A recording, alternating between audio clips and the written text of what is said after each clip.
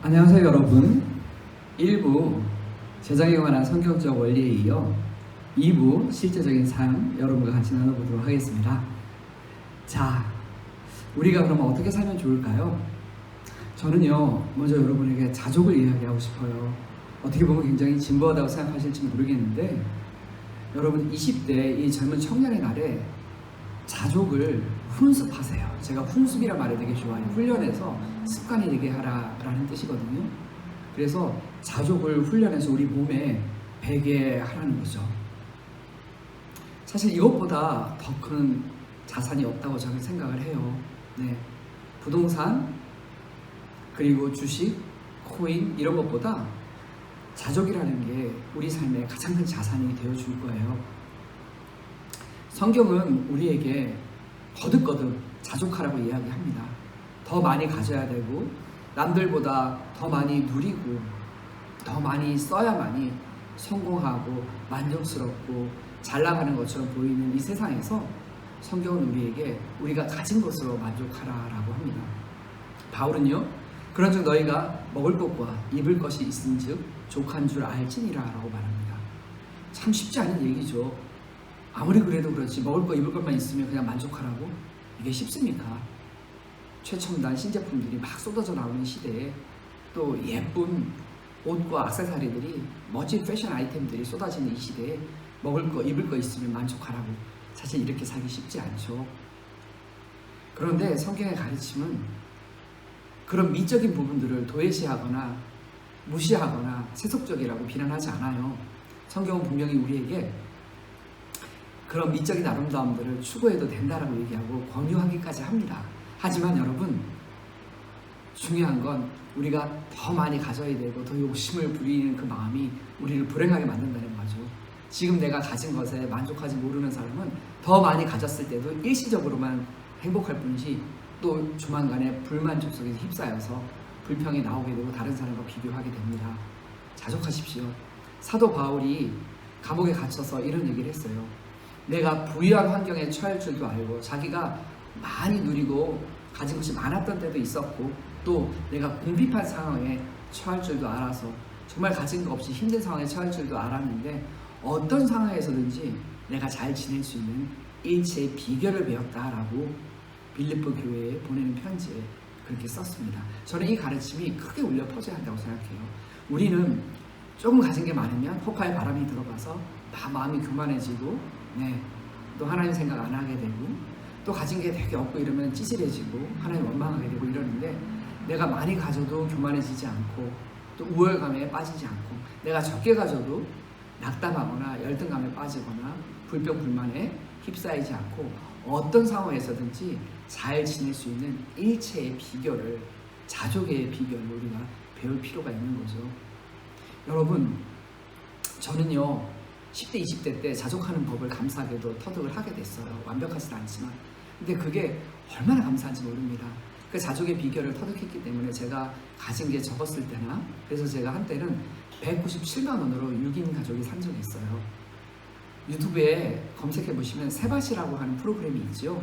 거기에 제가 197만 원으로 6인 가족 신나고 이렇게 살기라고 하는 그 프레젠테이션을 한 적이 있는데, 세바시 영상 들어가서 한번 참고해 보십시오. 오늘 제가 이 시간에 미처 다 하지 못한 이야기들 거기 담아서 했어요.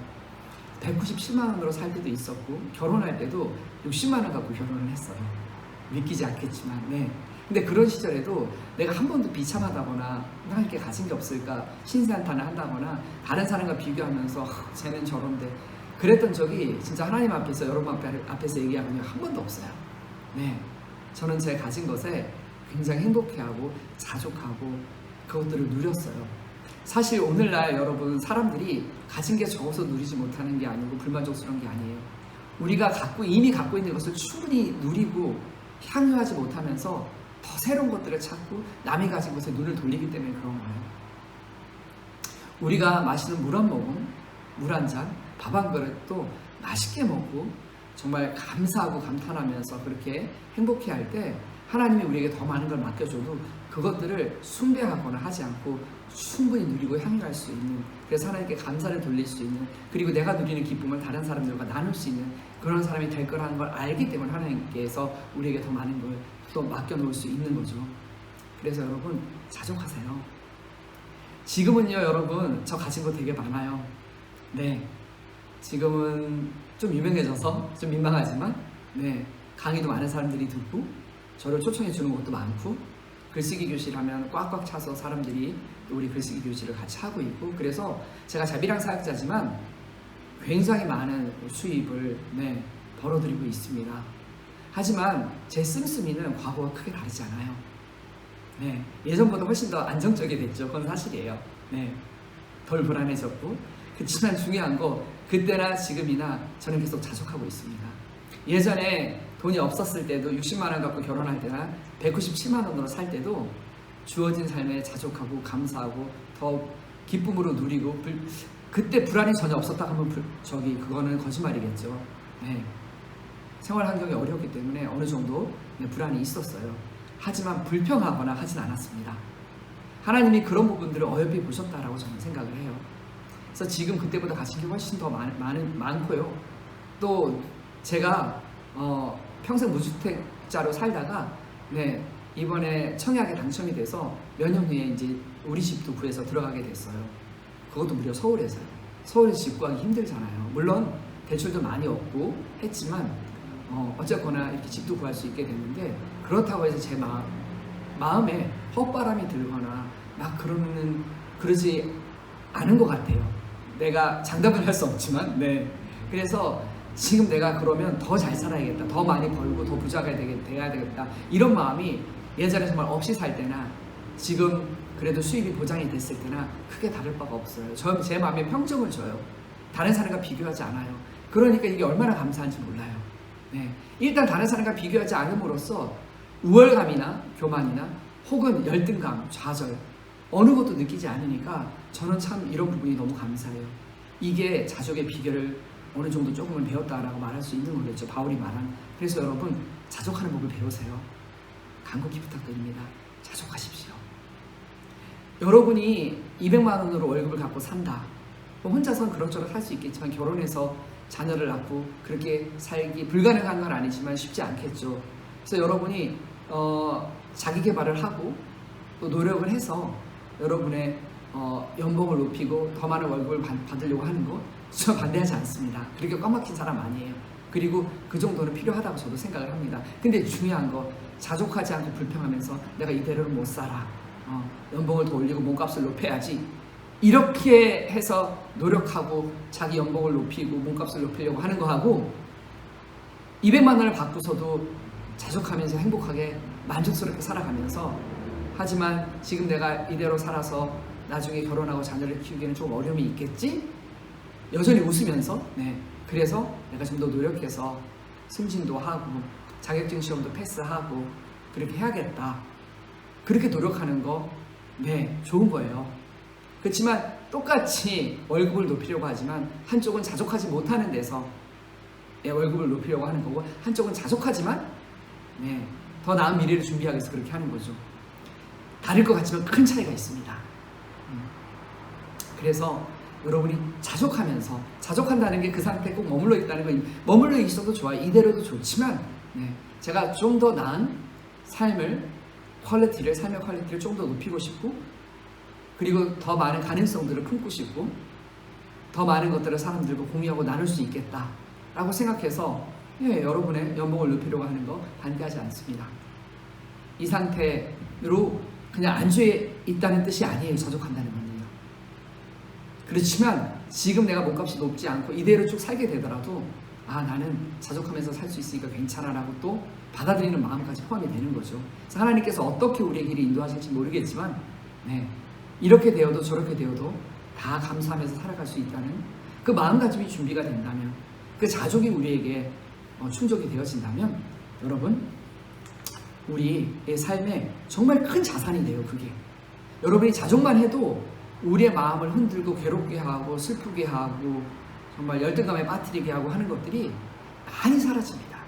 그것만으로도 inner peace, 우리 내면에 하나님 주신 평화를 누릴 수 있는 길이 활짝 열립니다. 그러니 부디 자족하십시오.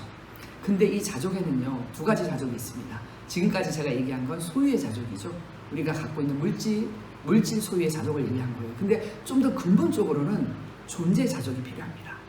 나라고 하는 내 삶에 대한, 내 존재에 대한, 나의 자아, 나라고 하는 인간에 대한 하나님 앞에서 나라는 사람이 사랑으로 부족하지만, 죄가 있지만 받아들여졌기 때문에, 하나님이 그런 나를 받으셨기 때문에 나도 그런 나를 받고 수용하겠다라고 하는 거죠.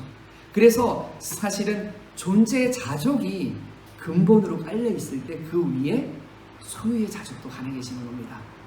많은 것을 가진 사람이 여전히 자족하지 못하고, 야, 저 정도 가지면 나 같으면 정말 더 욕심내지 않겠다 싶은데도 사람들은 계속 욕심을 내고 더 탐욕에 휘둘리잖아요. 왜 그럴까요?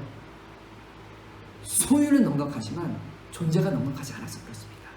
존재의 자족을 못해서 그래요. 그러니까 남들 부러워하는 걸 다 가졌음에도, 정말 남들 부러워하는 금수저임에도 만족하지 못하고 불평이 나오고 불만이 나오고 불안하고 비교하면서 좌절하는 것이죠. 그래서 여러분, 다시 한번 말합니다. self-satisfaction, 자족하십시오. 하나님이 허락해준 지금 내 이 모습 이대로, 허물도 많고 실수도 많고 부족한 점도 많지만 나 자신을 충분히 받아들이고 그런 나를 즐거워하세요. 그러면 내가 가진 소유가 남들보다 좀 적고 부족해도 소유의 자족으로 이어져서 내가 가진 것을 좀 더 충분히 누릴 수 있어요. 연봉을 1억을 받지만 자기가 하나님께서 허락해 주신 소유를 충분히 누리지 못하는 사람보다 연봉이 3,000에 불과하고 2,500에 불과하고, 2,500이면 한 달에 200밖에 안 되는 거잖아요. 그럼에도 자신이 하나님께서 내 삶에 허락해 주신 그런 소소한 기쁨과 즐거움과 선물들을 충분히 누리는 사람들은요, 삶의 퀄리티가 비교가 안 될 정도로 행복해요. 만족스럽고요. 그리고 그 토대 위에서 더 나은 삶을 위해서, 그리고 미래를 준비하기 위해서 노력하고, 그래서 더 많은 연봉 그렇게 추구할 수 있다고 생각해요. 단순히 이건 탐욕이 아니라고 생각합니다. 그래서 여러분, 자족하십시오. 이 얘기를 제가 반복해서 계속 드립니다. 존재의 자족, 그걸 토대로 한 소유의 자족. 내가 자전거를 타고 버스를 타고 그러면서 저는 다니거든요. 많이 걷고. 저는 지금도 운전하지 않아요. 차 없습니다. 제 명의로 된 차가요. 운전면허도 없고요. 서울에 대중교통이 잘 돼 있어서 별로 필요 없다고 생각하거든요. 그리고 자전거 타는 게 너무 행복하기도 하고 또 걷는 거 참 좋아합니다. 그런데 제가 운전면허가 생기고 차가 생긴다면 그것도 역시 행복하죠. 하지만 지금 내 상태를 비참하게 여기고, 야, 이 나이에 차도 없다니, 남들과 비교하고, 동창회 가면 막 대형차 외제차 끌고 오는 애들하고 한 번도 비교하지 않습니다. 저는 제 삶이 무척 만족스러워요. 제 삶이 자랑스럽기도 합니다. 조금은요.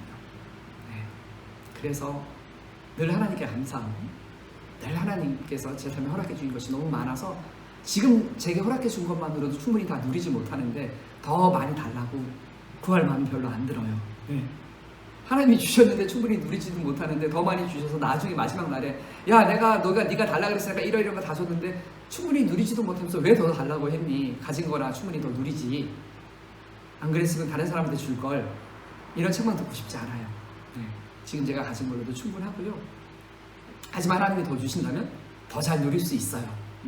지금 것으로도 충분히 잘 누리고 있기 때문에 주시면 더 잘 누릴 수 있는 준비가 되어 있는 거죠. 그게 자족이에요. 그리고요, 좀 더 구체적인 얘기 하자면요, 여러분, 전 주식 투자할 수 있다고 생각해요. 뭐 예전에는 한 20년, 30년 전에는 기독교인은 주식 투자하면 안 된다, 주식 투자는 거의 일종의 도박이다, 이런 얘기가 있었어요. 물론 어떤 맥락에서 얘기하는 줄 저도 알아요. 주식 투자 한 번도 안 해봤지만, 단타치기라고 그러죠. 초치기라고 그러고, 넣었다 뺐다 하면서, 그런 사람들은요, 아침에 일어나서 주식시장 문 닫을 때까지 핸드폰에서 주식 시세에 눈을 못 떼요. 회사 다니고 일하면서도 수시로 확인했다가 일이 일비예요. 조금 오르면 좋아했다가 떨어지면 막 괴로워했다가. 그거 그리스도인이 그 주식 시세 오르락 내리락 하는데 내 마음의 평화가, 기쁨과 이런 것들이 왔다 갔다 그렇게 흔들려서 안 됩니다. 주식 투자할 거면요, 저는 요즘에 저축하면은 너무 금리가 낮잖아요. 그러니까 저축하는 마음으로 주식 투자하는 거 저는 허용될 수 있다라고 저는 생각해요, 개인적으로요. 네. 그래서 저축하듯이 내가 좋아하는 회사, 내 가치가 통하는 회사, 그리고 꼭 기독교 회사가 아니더라도, 그렇죠? 어떻게 보면 기독교 회사가 더 문제가 많을 수도 있으니까 정말 저 회사가 추구하는 가치가, 내가 예를 들어서 생명, 생태, 환경 이런 데 관심이 많다, 그럼 그쪽으로 특별히 더 특화된 회사라든지, 네, 이 기업이 추구하는 가치와 신념이나 미션 스테이트먼트가 내가 생각하고 있는 가치와 일치하고 굉장히 신앙으로 표현이 안 됐을 뿐이지 굉장히 기독교적인 그런 가치와 더 닮아있다라고 한다면 그런 회사의 주식을 사서 같이 잘하는 거죠. 그 회사와 함께 같이 커나가는 거예요. 그렇다면 그 회사를 위해서 기도할 수도 있는 거예요. 단순히 내 주식이 오르기를 위해 바라는 게 아니라 그런 회사가 잘 돼서, 네, 어떤 하나님의 일반 은총인 거죠. 예, 넌 크리스천 회사지만 그런 회사가 사회에서 빛의 역할, 소금의 역할이 되기를 바라면서, 뭐 꼭 그렇게까지 거창하고 고상한 가치 생각하지 않아도 돼요. 비윤리적인 회사가 아니라면 그 회사가 잘 됨으로써 우리의 삶이 더 윤택해지고 부유해지고 또 굉장히 어렵게 사는 사람들의 삶의 고통이 덜어질 수 있다면, 네, 그런 회사를 선택해서 같이 커나가는 거죠. 그러니까 주식 투자를 하고, 네, 그 회사와 함께 내가 잘하는 거죠. 그래서 최소한 몇 년씩 혹은 10년씩 20년씩 이렇게 쭉 넣어놓고 같이 가는 거예요. 저는 그런 식은 저축에 가깝다고 생각을 합니다. 투기가 아니고 건강한 투자라고 생각을 합니다. 소유가 꼭 나쁜 건 아니에요. 미래를 준비하고 저축하는 것도 나쁜 건 아니고요. 오히려 필요하게 하죠. 네. 그렇지만 아까도 얘기했지만 쌓아놓은 재물이, 네, 뭐 많이 쌓을 수도 없지만 우리들이 근거가 우리의 안정감의 근거나 우리 자신감의 근거가 되지 않도록 하라는 거죠. 그게 싹 없어져도 하나님 한 분만으로도 내가 만족하겠네. 그죠? 네. 그래서 하박국 선지자가 얘기했듯이 무화과 나무 잎이 마르고 포도 열매가 없어도, 감람 나무 열매 그치고 논밭에 식물이 없어도, 우리의 양떼가 없으며 외양간 송아지 없어도 난 여호와로 즐거워하리. 하나님 한 분만으로 즐거워하고 하나님이 나에게 허락해 주신 것으로 기뻐하고 즐거워할 수 있는 삶을 산다면, 그래서 사실 여러분, 우리가 이 소비 물질 지상주의, 또 물신 사회, 또 이 소비 문화 시대를 살면서 우리의 대안은 무소유가 아니에요. 엄밀히 말해서 무소유가 아니고 자족이고요, 향유입니다. 톨킨이 쓴 반지의 제왕 호빗에 보면 이런 구절이 나와요. 쌓아놓은 금보다 먹고 마시는 그 즐거움, 그렇죠? 그리고 이야기하고 친구들과 떠들고 노래하고 춤추는 그 즐거움을 사람들이 더 즐겁게, 그것들을 더 가치 있게, more value라고 얘기하거든요. 더 가치를 둔다면 this world would be merrier. 이 세상이 좀 더 메리 크리스마스 할 때 메리거든요. 더 기쁘고 즐거운 세상이 됐을 텐데 라고 얘기하는 대사가 나와요, 책에 보면요. 그래서 정말 그래요, 여러분. 자족하시고 나에게 허락된 기쁨을 마음껏 누리시고, 네, 나에게 허락된 기쁨을 누리지 못하고 막 쟁여놓고 쌓아놓고, 네, 남들보다 과시하려고 그런 사람은 더 많은 부를 맡기면 그 사람은 거기서 우상숭배로 빠지고 파탄납니다, 영원히. 그렇지만 잘 누리고 자족하고 즐기는 사람은 하나님이 나에게 더 많은 걸 맡겨줘도 하나님이 안심하고 맡겨줄 수 있어요. 그래서 여러분, 자족하시고, 그리고 우리가 구체적인 부분을 얘기하면 저축도 하시고, 네, 건강하게 주식 투자도 하시고, 그리고 주식 투자할 때 내가 갖고 있는 가외돈으로 투자를 하셔야지 막 빚을 내서 투자를 한다든지 막 여기에 넣으면 이 주식이 엄청나게 올라가서 막 따상이라는 말이 있어요. 그리고 막 더블을 치고 하니까 내가 은행에다가 할 수 있는 막 빚을 져가지고 밖에서 은행이 안 되면 막 제2금융권 같은데 막 사채라도 얻어서 내가 하면 이거 오르면 내가 갚아주면 되니까, 이거 굉장히 위험한 겁니다. 네, 그리고 거기 마음의 본질은 탐욕이에요. 네, 그래서 그렇게 하지 마세요. 근데 나 혼자 그냥 받는 월급으로 만족하고 나 혼자 건강하게 투자한다 그래서 얌전하게 갖고 있는 가외돈으로 그렇게 주식 투자하고 하면 바보처럼 보이고 시대에 뒤처지는 것으로 보일 수 있어요. 그렇죠? 근데 여러분 명심하셔야 돼요. 그리스도인들은 이 시대에 잘 적응하는 사람들이 아니에요. 내가 이 시대와 안 맞는다고 느껴야 정상이고 그게 건강한 거예요. 내가 이 시대에 너무 잘 적응을 한다, 그거는 우리가 지나치게 세속화되고 기독교적인 가치가 아니고 나도 모르게 세상의 가치에 물들어서 편승해서 함께 남들이 다 가는 넓은 길을 가고 있는 건 아닌지 스스로를 성찰하고 들여다봐야 되는 거예요. 그래서 나 혼자 뒤처지는 것 같고, 나 혼자 정말 일종의 뭔가 시대에 편승 못하는 것 같고, 나 혼자 남들이 누리는 이득을 못 보는 것 같고 라는 마음이 조금씩 드는 게 정상이에요. 네, 정상입니다. 네, 내가 이거 안 하면 안 되겠다. 네, 나도 이게 어떤 기회인데 막 그래서 같이 편성해 가는 거 막 안절부절 못하고 그러실 필요 없어요. 여러분, 하나님이 우리 편이잖아요. 하나님이 세상의 모든 보시고 그런 하나님이 나의 아버지고 하나님이 가지는 모든 걸 가진 거예요. 나에게 더 많은 돈이 필요하다? 하나님 채워주십니다. 때로는 채워주지 않더라도 이유가 있어요. 그 시기를 잘 통과하면 또 하나님 예비한 은총으로도 더 나은 것으로 채워주시니까 신뢰하고 믿고 기대하면서 세상의 흐름에 막 편승해서 불안한데 나만 뒤처지는 것 같고 그러지 마세요. 여러분의 줏대를 지키세요. 자기의 페이스대로 가세요. 여러분의 숨을 쉬시고 여러분의 리듬에 맞춰 춤을 추세요. 다른 사람의 리듬을 듣고 그 북에 맞춰서 막 빠른 걸로 걷지 않아도 돼요. 하늘에서 올려오는 북소리를 듣고 거기에 맞춰서 여러분의 숨을 쉬고 여러분의 호흡을 취하시고 여러분의 리듬에 맞춰서 그렇게 걸어가셔도 됩니다. 벚꽃이 4월에 핀다고 해서 5월, 6월에 피는 감나무한테 너 왜 꽃이 안 펴? 바보같이 맨날 뒤처지면서 그렇게 말할 권리 없어요. 감나무는 늦게 꽃 펴도 됩니다. 그렇죠? 그래서 늦게 펴도 괜찮습니다. 여러분, 좀 늦은 리듬으로 가셔도 괜찮습니다. 그래서 구체적인 재테크 방법이나 또 금융관리나 이런 것들을 유튜브 검색하면 전문가들이 좋은 얘기를 많이 해줄 거예요. 그런 것들 참고로 하시되 거기서 얘기하는 것들 중에 이건 하나님을 의지하는 것보다 너무 이렇게 재정에 의지하게 만든다. 이건 요즘의 트렌드와 이런 거에 편승해서 가게 만드는 거고 내가 이걸 따라가다 보니까 내 마음속에 정말 탐욕으로 가득 차고 내가 이거 나 혼자 뒤처지면 바보 되겠다는 마음이 너무 커진다. 그러면 멈추세요. 안 하면 됩니다. 세미나와의 강의를 계기로 여러분들이 이런 얘기들을 구체적인 얘기를 해가면서 그렇게 답을 함께 찾아가시면 좋아요. 그리고 사람마다 처한 환경이 다르고 기질이 다 달라서 또 정답이 또 다를 수도 있어요. 물론 영원한 정답도 없고요. 원리는 있죠. 성경적인 원리는 있지만 어떤 상황에 따라서 이렇게 또 적용할 수도 있고 이렇게 적용할 수도 있는 거거든요. 그래서 그런 부분들은 경험해 나가면서 또 자기를 또 성찰해 가면서 또 어떤 사람에게는 조금 과감하게 투자하는 게 맞을 수도 있지만 누구한테는 또 그러지 않고 안전하게 가는 게 더 나을 수도 있는 거예요. 그런 거니까 이게 막 딱 정해진 수학처럼 정답이 있는 게 아니거든요. 그래서 중요한 건 뭐다? 하나님보다 물질을 더 의지하게 하느냐 아니냐. 지금 내가 가지고 있는 것을 충분히 만족하고 자족하고 즐기게 하느냐 아니냐. 이 원리에 비춰서 보면 돼요. 내가 내 존재를 받아들이고 다른 사람과 비교하게 하느냐 아니냐. 이런 성경의 기본적인 원리에 맞춰서 비교하면서 거기에 근간해서 판단하면서 구체적인 상황에서 하나씩 둘씩 답을 찾아서 뚜벅뚜벅 그렇게 주님과 동행하면서 그렇게 걸어가시면 됩니다. 그리고 나 혼자 그렇게 걸어가면 외롭잖아요. 근데 우리에게는 동지들이 있고 형제 자매들이 있잖아요. 이 길을 함께 가는. 외롭지 않죠. 나만 바보가 되는 게 아닌 거구나. 같이 바보가 되면 괜찮아요.